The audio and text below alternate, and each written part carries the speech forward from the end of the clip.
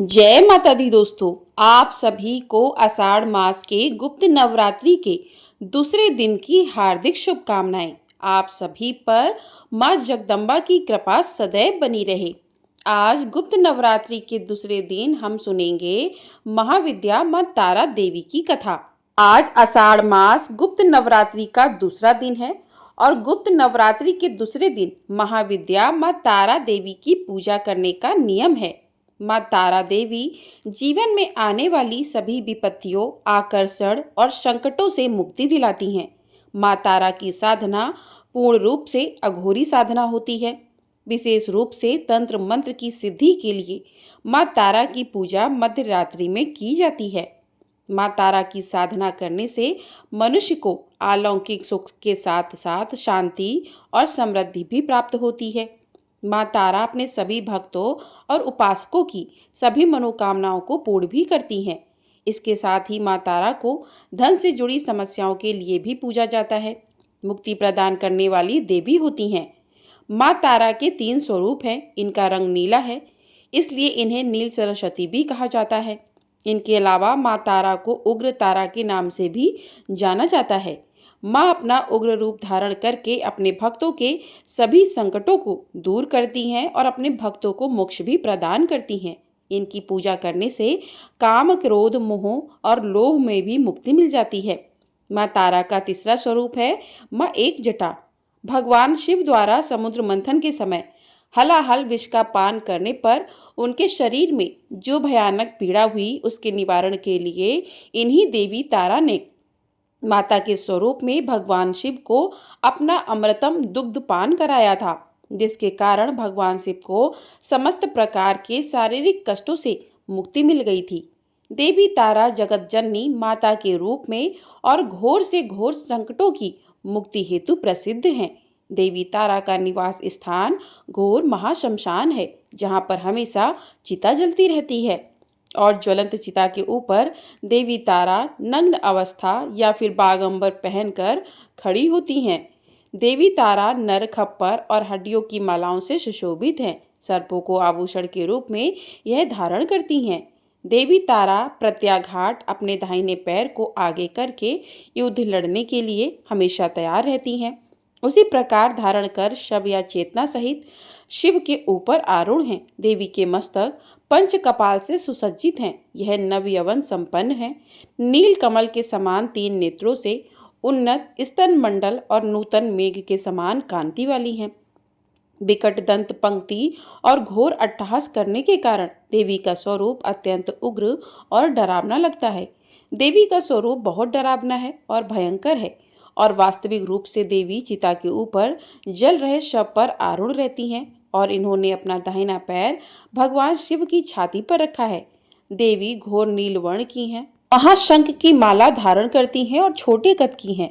कहीं कहीं पर ये देवी अपनी लज्जा निवारण हेतु बागंबर भी धारण करती हैं। सर्वप्रथम स्वर्गलोक के रत्नद्वीप में वैदिक कल्पोतथ्य तथा वाक्य को देवी काली के मुख से सुनकर भगवान शिव अपनी पत्नी पर बहुत प्रसन्न हुए। भगवान शिव ने महाकाली से कहा कि हे देवी, आदिकाल में आपने भयंकर मुख वाले रावण का विनाश किया, तब आश्चर्य से युक्त आपका यह स्वरूप तारा नाम से विख्यात हुआ।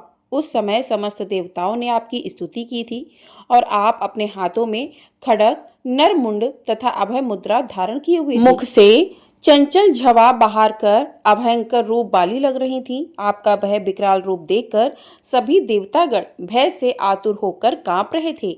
आपके भयंकर विकराल रुद्र रूप को देखकर उन्हें शांत करने के निमित्त श्री ब्रह्मा जी आपके पास गए थे। समस्त देवताओं को ब्रह्मा जी के साथ देखकर देवी लज्जित होकर आप खड्ग से अपनी लज्जा के निवारण का प्रयास करने लगी। रावण वध के समय आप अपने रुद्र रूप के कारण नग्न हो गई थीं और स्वयं ब्रह्मा जी ने आपकी लज्जा के निवारण हेतु आपको व्याघ्र चर्म प्रदान किया था। इसी रूप से देवी लंबोदी के नाम से भी विख्यात हुई। तारा रहस्य तंत्र के अनुसार भगवान राम केवल निमित्त मात्र हैं। वास्तव में भगवान राम की विध्वंस शक्ति देवी तारा ही थी, जिन्होंने लंकापति रावण का वध किया था। देवी तारा की पूजा करते समय सफेद या नीले रंग के फूल उन्हें अर्पित किए जाते हैं और भोग में माँ को अनार के दाने अर्पित करने चाहिए। जिन लोगों के शत्रु या विरोधी उन्हें अक्सर परेशान करते हैं या उनकी वजह से मानसिक तनाव रहता है, ऐसे लोगों को गुप्त नवरात्रि के दूसरे दिन माँ तारा का ध्यान करके अपनी जो भी समस्याएं हैं, अपनी परेशानियों के निवारण हेतु माँ से प्रार्थना करनी चाहिए। माँ अपने ऐसे भक्तों की समस्याएं दूर करके उन्हें शत्रु और विरोधियों से दूर करती हैं। उनके शत्रु और विरोधी माँ तारा की कृपा से शांत हो जाते हैं। माना जाता है कि माँ तारा की कृपा से समस्त ग्रह को भी शांत किया जा सकता है। माँ तारा की भक्ति भाव से पूजा करने से किस्मत बदल जाती है, साथ ही धन की प्राप्ति भी हो जाती है। इसके लिए आज के दिन आपको अपने घर में अपनी माता का सम्मान करना चाहिए। हो सके तो माता को प्रिय वस्तुएं उपहार में देनी चाहिए। उनकी पसंद का भोजन बनाकर उन्हें खिलाना चाहिए। प्रेम से बोलिए, भगवती तारा मैया की जय। तो प्रिय भक्तों, ये था माँ का स्वरूप। किस प्रकार से माँ का स्वरूप था, किस तरीके से माँ की पूजा अर्चना करनी चाहिए, माँ की पूजा अर्चना करने से कौन कौन से लाभ होते हैं। अब सुनते हैं माँ तारा देवी की पौराणिक कथा। पश्चिम बंगाल के एक गांव में वामाचरण नाम के बालक का जन्म हुआ। बालक के जन्म के समय कुछ समय बाद उसके पिता का देहांत हो गया। माता भी गरीब थी, इसलिए बच्चों के पालन पोषण की समस्या आई और उन्होंने मामा के पास भेज दिया गया। मामा तारापीठ के पास के गांव में रहते थे। जैसे कि आमतौर पर अनाथ बच्चों के साथ होता है, दोनों बच्चों के साथ बहुत अच्छा व्यवहार नहीं हुआ। धीरे धीरे वामाचरण की रुचि साधु संगति की तरफ होने लगी। गांव के मशान में आने वाले बाबाओं की संगत में रहते हुए वामाचरण में भी देवी के प्रति रुझान बढ़ने लगा। अब वह माँ तारा को बड़ी माँ कहते थे और अपनी माँ को छोटी माँ। वामाचरण कभी शमशान में जलती चिता के पास बैठ जाता तो कभी यूं ही हवा में बातें करता रहता। ऐसे ही वह युवावस्था तक पहुंच गया। उनकी हरकतों की वजह से उनका नाम वामाचरण से वामा खेपा पड़ चुका था। खेपा का मतलब होता है पागल, यानी गांव वाले उसको आधा पागल समझते थे। उसके नाम के साथ उन्होंने पागल उपनाम जोड़ दिया था। वे ये नहीं जानते थे कि वस्तुतः कितनी उच्च कोटि का महामानव उनके साथ है। ऐसे ही कुछ समय बीता और एक दिन ऐसा आया जिस दिन भाद्रपद मास की शुक्ल पक्ष की तृतीया तिथि थी और मंगलवार का दिन था। भगवती तारा की सिद्धि का परम सिद्ध मुहूर्त रात का समय था। वामाखेपा जलती हुई चिता के बगल में शमशान में बैठा हुआ था। तभी नीले आकाश से ज्योति फूट पड़ी और चारों तरफ प्रकाश ही प्रकाश फैल गया। उसी प्रकाश में वामाचरण को माँ तारा के दर्शन हुए। कमर में वाघ की खाल पहने हुए, एक हाथ में कैंची लिए, एक हाथ में खोपड़ी लिए, एक हाथ में नीले कमल का पुष्प लिए और एक हाथ में खड़ग लिए हुए, महावर लगे सुंदर पैरों में पायल पहने तथा खुले हुए कमर तक बिखरे केश से युक्त परम ब्रह्मांड की स्वामिनी सौंदर्य की प्रतिमूर्ति नीलवर्णी मंद मंद मुस्कुराती माँ तारा वामाखेपा के सामने खड़ी थी। वामाखेपा उस भव्य और सुंदर देवी को देखकर खुशी से भर गए। माता ने उसके सर पर हाथ फेरा और वामाखेपा वहीं समाधिस्थ हो गए। 3 दिन और 3 रात उसी समाधि की अवस्था में वे शमशान में रहे। 3 दिन के बाद उन्हें होश आया और होश आते ही वह माँ माँ चिल्लाते हुए इधर उधर दौड़ने लगे। अब गांव वालों को पूरा यकीन हो गया कि वामाखेपा पूरा पागल हो गया है। वामा की यह स्थिति महीने भर रही। कुछ दिन बाद वहां की रानी जी को सपने में भगवती तारा ने दर्शन दिए और निर्देश दिया कि मसान के पास मेरे लिए मंदिर का निर्माण करो और वामा को पुजारी बनाओ। अगले दिन से मंदिर निर्माण का कार्य प्रारंभ हो गया और कुछ ही दिनों में मंदिर बनकर तैयार हो गया और वामा को मंदिर का पुजारी बना दिया गया। वामा बेहद खुश हो गए क्योंकि उनकी बड़ी माँ अर्थात माँ तारा अब उनके साथ थी। रानी के द्वारा बनाया मंदिर अर्थात मोटे चढ़ावे की संभावना। अब ऐसे मंदिर में एक आधे पागल पुजारी को बनाना बहुत से पांडवों को रास नहीं आया। वे वामाखेपा को निपटाने का मार्ग खोजते रहते थे। वामाखेपा की हरकतें अजीब अजीब हुआ करती थीं। कई बार वह दिन भर पूजा करते तो कई बार 2-3 दिन तक पूजा ही नहीं करते। कभी देवी को माला पहनाते तो कभी खुद पहन लेते थे। इनमें से कोई भी क्रम पंडों के हिसाब से शास्त्रीय पूजन विधि से मेल नहीं खाता था। यह बात उनको खटक रही थी। फिर एक दिन ऐसा हुआ कि प्रसाद बना और प्रसाद बनने के बाद जब मंदिर में पहुंचा तो देवी को भोग लगाने से पहले वामाचरण के मन में विचार आया कि इसे चखकर देख लो कि यह माता के खाने लायक है या नहीं। बस फिर क्या था, उन्होंने प्रसाद की थाली में हाथ डाला और चखने के लिए अपने मुंह में डाल लिया। चखने के बाद जब सही लगा तो बाकी प्रसाद उन्होंने माई को अर्पित कर दिया। इतना बड़ा अवसर पंडित कहाँ छोड़ते। उन्होंने बवाल मचा दिया कि देवी के प्रसाद को वामा ने खा लिया है, उसे जूठा कर दिया है। जूठा प्रसाद देवी को चढ़ा दिया है, अब देवी रुष्ट हो जाएंगी, उनका प्रकोप सारे गांव को झेलना पड़ेगा। उसके बाद भीड़ तंत्र का बोलबाला हुआ और गांव वालों ने मिलकर पंडों के साथ वामाचरण की कड़ी पिटाई कर दी। उसे शमशान में ले जाकर फेंक दिया। मंदिर पर पंडों का कब्जा हो गया। उन्होंने शुद्धिकरण और तमाम क्रियाएं की। उस दिन पूजन पंडों के अनुसार संपन्न हुआ। उधर वामा खेपा को होश आया तो वह माई पर गुस्सा हो गया कि मैंने गलत क्या किया जो तूने मुझे पिटवा दिया। तुझे देने से पहले खाना स्वादिष्ट है या नहीं देख रहा था, इसमें मेरी गलती क्या थी? मैं तो तुम्हें स्वादिष्ट भोग लगाने का प्रयास कर रहा था और चाहता था कि तुझे अच्छे स्वाद का प्रसाद ही मिले। अगर स्वाद गड़बड़ होता तो उसे फेंक कर दूसरा बनवाता, लेकिन तूने बेवजह मुझे पिटवाया। अब मैं तेरे पास नहीं आऊँगा। मसान घाट पर बैठकर वामाचरण ने माँ को सारी बातें सुना दी और वहां से उठकर जंगल की ओर चला गया। जंगल में जाकर एक गुफा में बैठ गया। यह स्थिति बिल्कुल वैसी ही थी जैसे अपनी माँ से रूठकर बच्चे किसी कोने में जाकर छुप जाते हैं। वामाचरण और तारामाई के बीच में माँ और बेटे जैसा रिश्ता था। यह रिश्ता बिल्कुल वैसा ही था जैसे एक अबोध शिशु और उसकी माँ के बीच होता है। अपने शिशु की व्यथा तारा माई को सहन नहीं हुई। उसी रात रानी ने स्वप्न में माई प्रकट हुई। क्रोधित माई ने रानी को फटकार लगाई कि तेरे पंडों ने मेरे पुत्र को बुरी तरह से मारा है। मैं तेरा मंदिर छोड़कर जा रही हूँ। अब तुझे और तेरे राज्य को मेरा प्रकोप सहना पड़ेगा।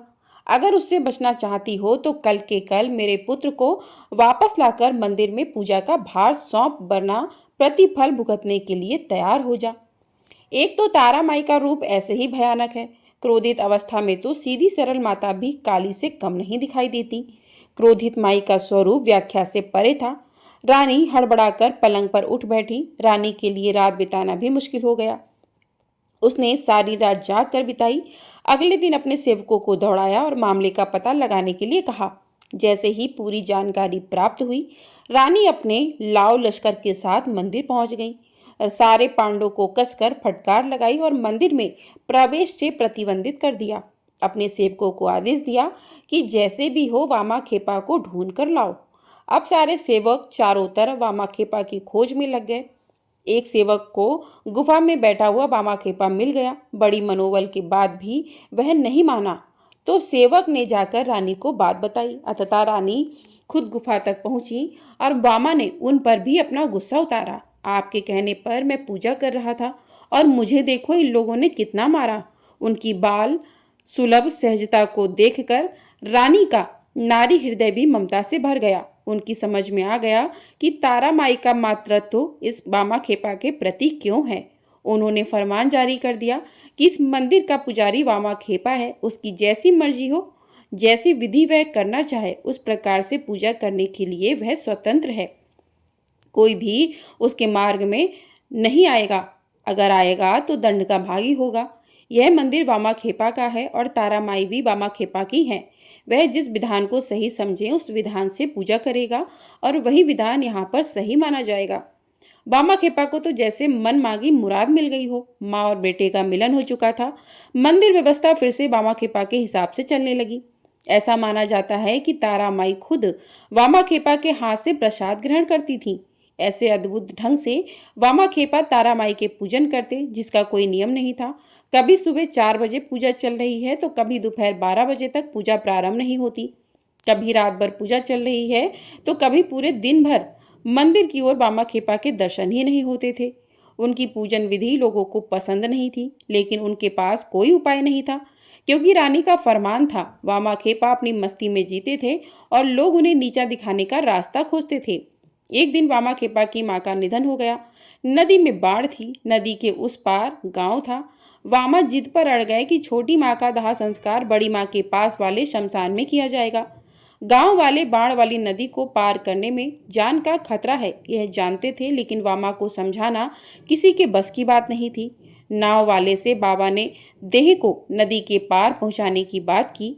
नाव वाले ने साफ इनकार कर दिया। बाबा ने नाव देने के लिए कहा। नाव वाला हाथ जोड़कर बोला, बाबा, यही मेरे जीवन का सहारा है। अगर बाढ़ में ये बह गया तो मैं घर कैसे चलाऊंगा? बामा के चेहरे में रहस्यमयी मुस्कान बिखर गई, जैसे उन्होंने कोई निर्णय ले लिया हो।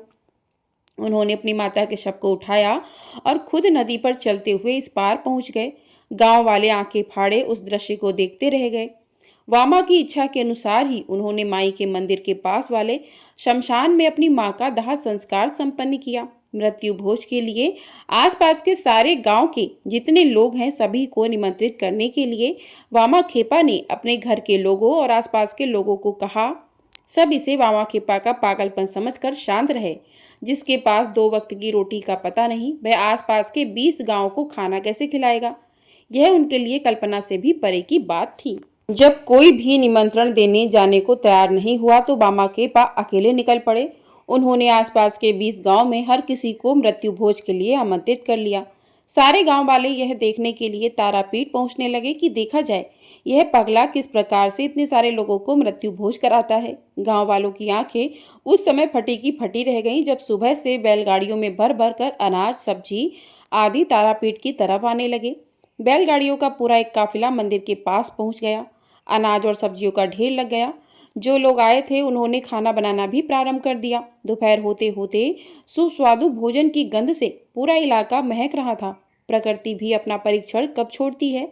आसमान में बादल छाने लगे। प्रकृति ने भी उग्र रूप धारण कर लिया।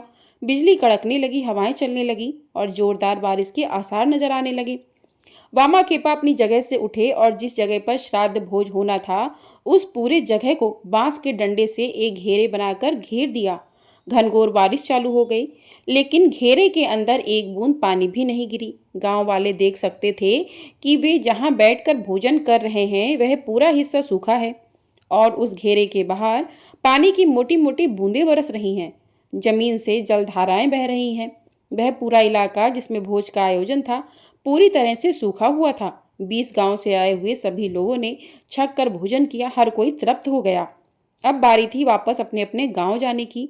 घनघोर बारिश के देखते हुए वापस जाने के लिए दिक्कत आएगी यह सोचकर सभी चिंतित थे। बामा खेपा ने माई के सामने अपना अनुरोध पेश किया और कुछ ही क्षणों में आसमान पूरी तरह से साफ हो गया और धूप खिल गई। सारे लोग बड़ी सहजता से अपने अपने गांव तक पहुंच गए। इस घटना के बाद बामा खेपा की अलौकिकता के बारे में लोगों को पता लगा। धीरे धीरे लोगों की भीड़ वामा खेपा की तारापीठ में बढ़ने लगी। कोई बीमार आता तो वामा खेपा उस पर हाथ फेर देते तो वह स्वस्थ हो जाता। निसंतानों को संतान की प्राप्ति हो जाती और सभी आगंतुकों की इच्छा और मनोकामनाओं तारापीठ में पूरी होने लगी। वामा खेपा कभी भी बिना चखे माई को भोजन नहीं कराते थे। माई स्वयं अपने हाथ से उन्हें भोजन खिलाती थी और उनके हाथ से स्वयं भोजन ग्रहण करती थी। ऐसे अद्भुत महामानव वामा खेपा अपने अंत समय में माई की प्रतिमा में लीन हो गए। आज भी तारापीठ में माँ तारा के भोग से पहले भक्त वामा खेपा का भोग लगाया जाता है। तो एक बार प्रेम से बोलिए, माँ तारा देवी की जय। तो इस प्रकार से माँ तारा देवी की कथा पूर्ण हुई। अब सुनते हैं माँ के दूसरे स्वरूप माँ ब्रह्मचारिणी की कथा। ब्रह्मचारिणी का अर्थ तप की चारिणी यानी तप का आचरण करने वाली। देवी का यह रूप पूर्ण ज्योतिर्मय और अत्यंत भव्य है। इन देवी के दाएं हाथ में जप की माला और बाएं हाथ में यह कमंडल धारण किए हुए हैं। पूर्व जन्म में इन देवी ने हिमालय के घर पुत्री रूप में जन्म लिया था। नारद जी के उपदेश से भगवान शंकर को पति रूप में प्राप्त करने के लिए घोर तपस्या की थी। इस कठिन तपस्या के कारण इन्हें तपश्चारिणी अर्थात ब्रह्मचारिणी नाम से अभिहित किया गया। 1000 वर्ष तक इन्होंने केवल फल फूल खाकर बिताए और 100 वर्षों तक केवल जमीन पर रहकर शाक का निर्वाह किया। बहुत दिनों तक कठिन उपवास रखे और खुले आकाश के नीचे वर्षा और धूप के घोर कष्ट सहे। 3000 वर्षों तक टूटे हुए बिल्वपत्र खाए और भगवान शंकर की आराधना करती रहीं। इसके बाद तो इन्होंने सूखे बिल्वपत्र खाना भी छोड़ दिए। कई हजार वर्षों तक निर्जल और निराहार रहकर तपस्या करती रहीं। पत्तों को खाना छोड़ देने के कारण ही इनका नाम अपर्णा पड़ गया। कठिन तपस्या के कारण देवी का शरीर एकदम क्षीण हो गया। देवता, ऋषि, सिद्धगण, मुनि सभी ने ब्रह्मचारिणी की तपस्या को अभूतपूर्व पुण्य कृत्य बताया, सराहना की और कहा कि हे देवी, आज तक किसी ने इस तरह की घोर तपस्या नहीं की।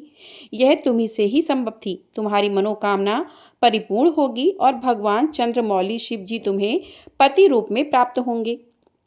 अब तपस्या छोड़कर घर लौट जाओ। जल्द ही तुम्हारे पिता तुम्हें बुलाने आ रहे हैं।